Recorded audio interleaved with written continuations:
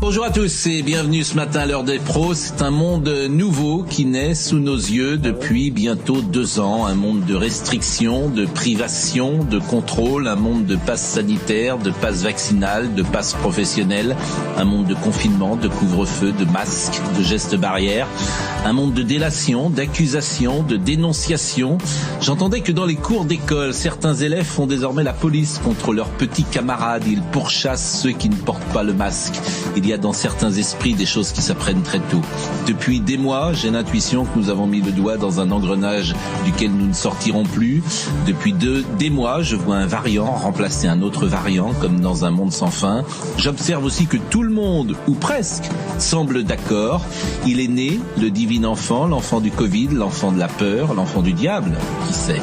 Le 21e siècle sera sous cloche ou ne sera pas. Bienvenue dans le Nouveau Monde. Bienvenue dans le Nouveau Monde, mais surtout bienvenue sur le podcast du petit traité de guerre économique africain. Votre manuel audio d'intelligence économique et de perception des enjeux géostratégiques dont tout Africain ou afrodescendant doit connaître pour accéder au succès et à sa réussite individuelle, voire collective. Aujourd'hui, nous en sommes à la leçon 20. Donnée le 1er janvier de l'an 2022 du calendrier grégorien, le jour de l'an. L'année 6258 du calendrier kémite et 4719 du calendrier chinois. Je suis Patrice Dianse, un Afro-Caribéen qui investit en Afrique et s'investit pour l'Afrique. J'ai pris le parti et fait le pari de vous parler de géopolitique et géoéconomie, pour ne pas dire géostratégie, un sujet abscon et obscur, semblant être ni passionnant ni excitant, mais pourtant crucial pour une communauté qui se décide enfin à entreprendre et investir sur son continent, le continent de ses origines, le continent de toutes les origines. Il est important de prendre conscience que les enjeux géostratégiques, qui pour beaucoup vous dépassent, nous dépassent, ont un impact sur vos décisions et sur la réalisation de tous vos projets, nos projets, pour leur réussite et leur succès. Après vous avoir partagé mon bilan personnel qui aura consisté à vous expliquer la genèse de mon podcast Le Petit Traité de guerre économique africain, donner mes ambitions et mes motivations à sa réalisation et son expansion, je vais vous partager maintenant un bilan de guerre économique de l'année 2021 que j'ai perçu au sein de ma communauté afro, mais aussi dans le monde. 2 sujets auront cristallisé l'année: la guerre mondiale menée contre le Covid et celle menée au Mali avec l'affirmation de la présence russe sur les points de conflit de l'Afrique centrale jusque dans le Sahel.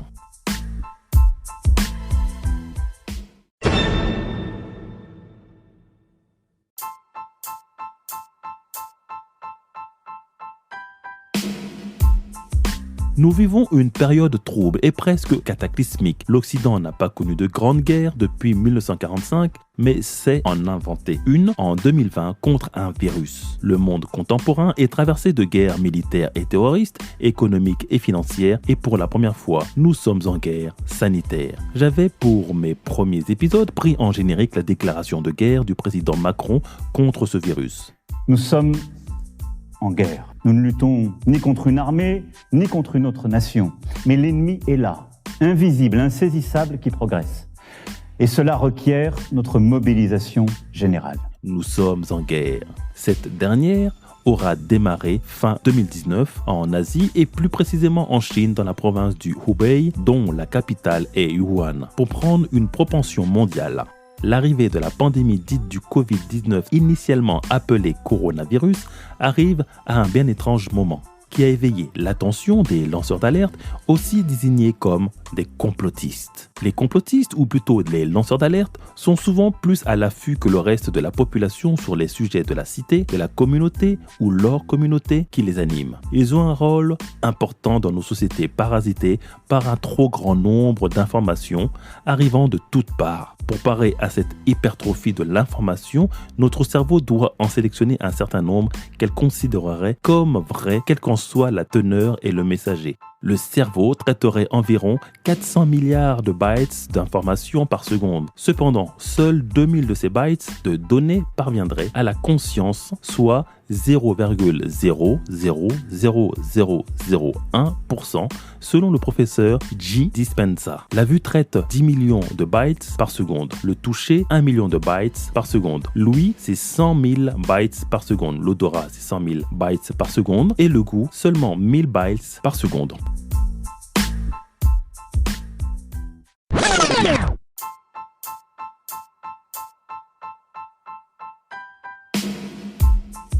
Une trop grande prolifération d'arguments contradictoires a fait le jeu des médias mainstream, porte-parole et vitrine du gouvernement. La loi du plus fort est souvent la meilleure. Je vois les lanceurs d'alerte comme des comités de vigilance perchés sur une tourelle d'un château fort qui contiennent nos sociétés apeurées de ce qui se trouve à l'extérieur. La suspicion et le doute reposent sur l'intuition.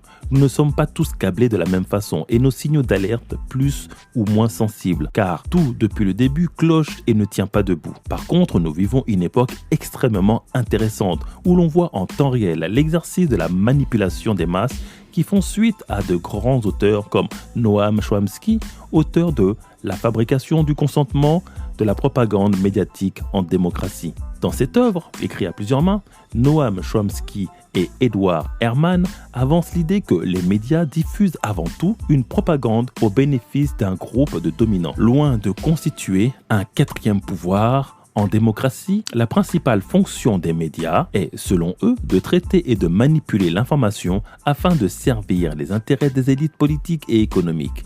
Le rôle des médias et de la diffusion de la peur aura été décisif durant ces 2 dernières années. Elle aura été au-dessus de l'analyse de chercheurs mondialement connus et reconnus pour leur contribution à la science et à la recherche, mais publiquement désavoués et ridiculisés par la vindicte médiatique, qui se plaindront des années plus tard que la matière grise locale fuit à l'étranger à des endroits où l'on leur donne plus de crédit. Ces mêmes médias mainstream ont même terrorisé d'autres professionnels de leur profession, faisant le travail d'investigation et de recherche qui n'avait pas été fait au préalable.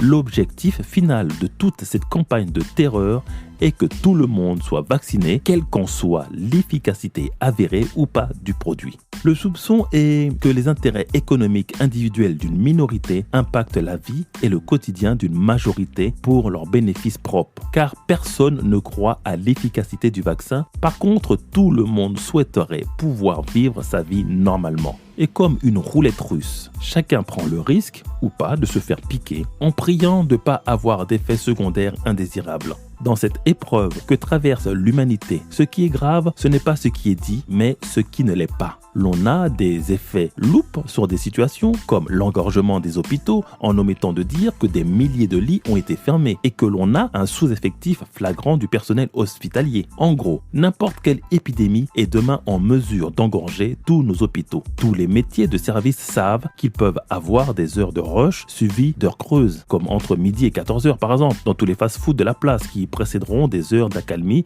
où plus rien ne se passera. Or, nos hôpitaux et notre service de santé semblent ne plus pouvoir contenir quelque période de rush que ce soit. L'on crie au débordement et à l'engorgement, l'on cède à la panique générale dès lors que l'afflux s'accélère. La faute aux non-vaccinés. L'on joue sur la peur de mourir, la peur de la maladie, pour affoler les foules et les conduire là où l'on veut les mener.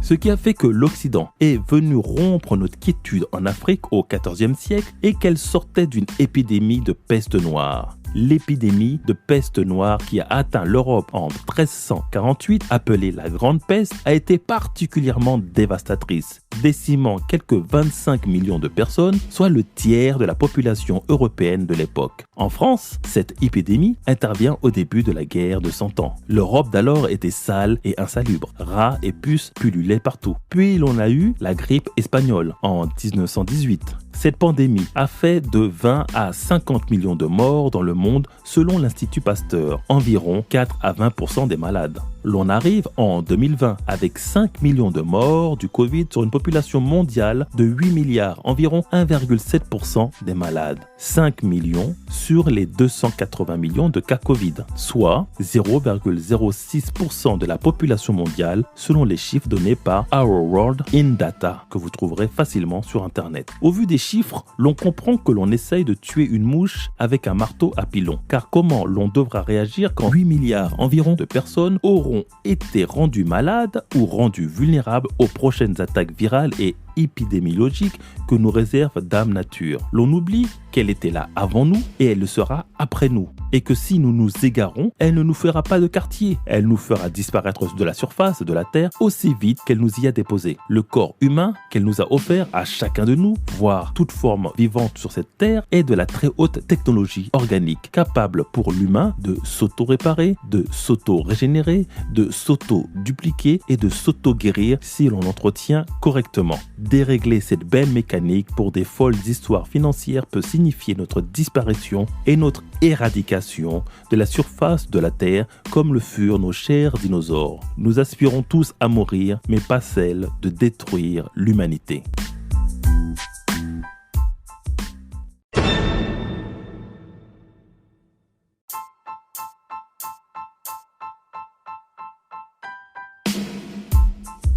Alors que depuis 2020, l'économie française est au ralenti, est en berne, avec des commerces qui ferment à l'appel, les salles de spectacle, restaurants, cinémas ferment. En vérité, tous les secteurs d'activité sont durement touchés. Mais accrochez-vous bien, la croissance économique en France atteint 6,7% en 2021, le taux le plus élevé constaté en 52 ans selon l'INSEE. Soit presque autant que la Chine, dont le Bureau national des statistiques chinois, BNS, donne une croissance de 7,9% au second semestre, soit un point de différence. Donc nous serions aussi performants que la Chine, une Chine qui a construit plusieurs dizaines d'hôpitaux de plus de 1000 lits sur son territoire pour contenir l'épidémie quand en Occident nous les fermons. Avec ses 122 millions de doses vendues en France pour une population vaccinée à près de 73,1%, l'on peut ne pas se demander si cette croissance économique de la France ne serait pas liée à la distribution en masse de ces vaccins. La pandémie du Covid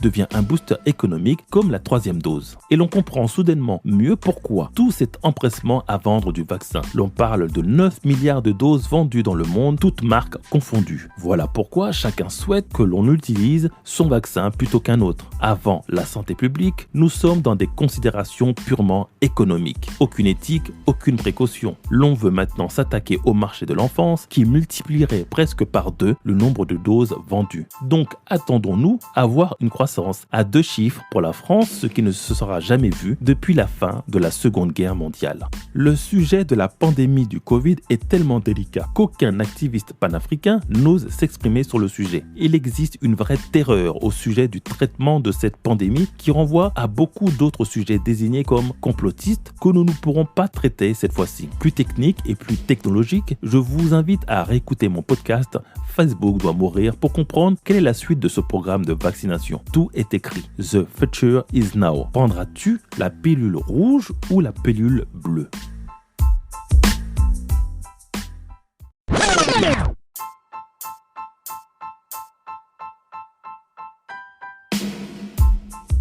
Abordons le deuxième sujet de ce bilan de guerre économique de l'année 2021. Nous voyons l'Empire mandingue reprendre son rôle de ligne de front contre la férocité blanche qui déferle du nord de la Méditerranée. Le Mali reprend le lead sur son territoire en marquant son désaccord managérial avec la gestion du conflit dans le Sahel qui a été un vrai fiasco par la France. Nous voulons du résultat et comme dans une entreprise, tu ne manqueras pas de te faire virer quand ton incompétence est avérée, soit parce que tu as menti sur tes réelles compétences sur ton CV. Tu ne sais en réalité pas faire ce pourquoi tu as été embauché, soit parce que tu ne fous vraiment rien et que l'on prouve tes mauvaises intentions vis-à-vis de la société qui t'embauche en lui portant préjudice. Et pour le cas à la France d'expliquer ses mauvaises pratiques, ses contre-performances, ses corruptions de fonctionnaires, trahison et duplicité avec l'ennemi et pillage des ressources aurifères. L'on parle de plus de 250 tonnes d'or en 5 ans. Le Mali a fait donc appel des services service de sécurité paramilitaire russe nommé Wagner par nos médias mainstream, ce qui insurge toute la communauté internationale qui s'accommode pourtant très bien des mercenaires de Blackwater pour les Américains ou des légionnaires français. Sommes-nous en train de vivre un changement de cap en Afrique? L'émergence d'une société civile africaine qui prend fait et cause pour son pays,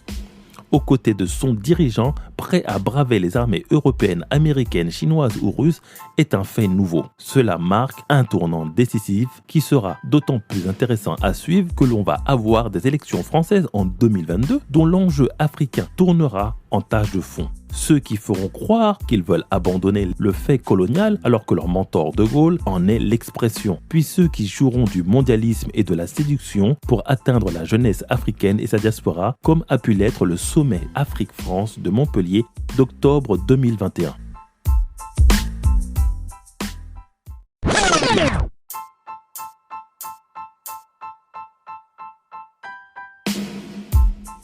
Le bilan de guerre économique de 2021 se place sur le sceau de l'espoir. Il y a un éveil massif des populations africaines excédées d'être mis en marge de cette économie mondiale, de ce monde à deux vitesses et du rôle qui leur a été alloué, c'est-à-dire migrants, mendiants, cobayes, spectateurs ou consommateurs. Un grand bravo au Mali et aux sociétés civiles qui s'éveillent, aux médias panafricains qui ont le courage de nous décrypter l'information comme l'on le voit jamais sur les médias mainstream mondiaux. C'est le moment pour la diaspora d'entreprendre, d'investir et s'investir en Afrique.